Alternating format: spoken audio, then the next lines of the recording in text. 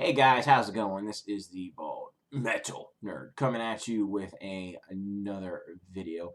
In my last video, I talked about why would we have MP3 players in the age of the smartphone? Well, I'm going to talk a little bit about how I use my iPod Nano now. I said, basically the only two reasons to have MP3 players nowadays is either A, sound quality, or B, what was the other reason?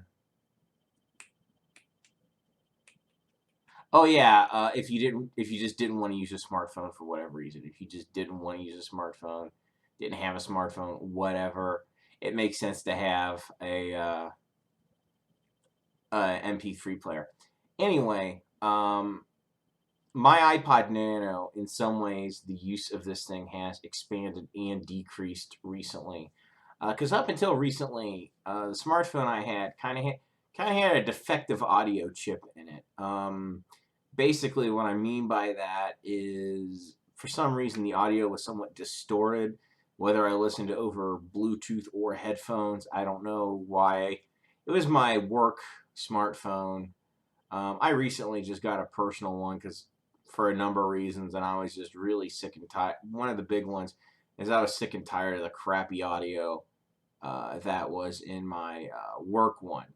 So now that at least I have one that's competent with audio, there's not technically anything wrong with it. The quality still isn't as good as what's in here. Okay. I even look at first. I started with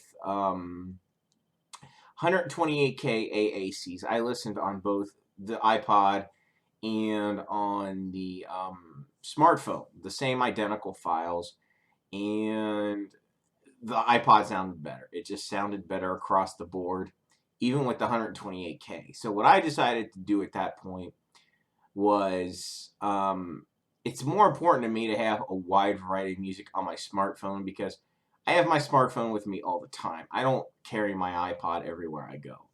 But my smartphone, it goes where I go. So for me, the convenience factor outweighs the sound quality on the smartphone. So since it's competent and when you're listening to it, it's not distorted or anything. It's clear. It's not excellent, but it's certainly there's nothing wrong with it. So I got a 64 gig SD card in there, so I'm loading that sucker down with tons and tons of 128K AAC all day long. Thank you very much, right? So what I decided to do with the iPod instead, I was like, well, since the DAC and the headphone output in this is better than on my smartphone, I might as well turn this into a real high fidelity little unit. So what I did is I loaded 320K MP3 of my absolute favorite music onto this thing. And it actually holds a decent amount. I'm just going to go into the settings here and tell you how many songs are currently on this thing. At 320, by the way. Not 128. I went whole hog on this and I loaded 320K MP3s on this thing. 1,364 songs, which is decent. Let's see, how many albums is that? Let's see. Albums. Doesn't say how many albums, so whatever. But still, anyway, let's say 10 songs each, 11 songs each. That's still, uh, 100 and some, 100, over 100 albums. So all of my absolute favorite music's on this thing, and it sounds absolutely phenomenal. And that's basically what I use this thing for nowadays. Is I use it to listen to real high quality music. I loaded all my absolute favorite stuff onto it. So really what I use it for is when I want to just sit down and relax with headphones. I don't feel like sitting at my computer or whatever. I'll listen to that if I want real high quality audio when I'm laying in bed, just stuff like that. So basically that's, oh, and I also, of course, whenever I get a pair of headphones or something I want to evaluate audio with, I use this to evaluate headphones or whatever because it does a better job than my smartphone. So basically, I do still have some uses for it, and that's how I use it nowadays.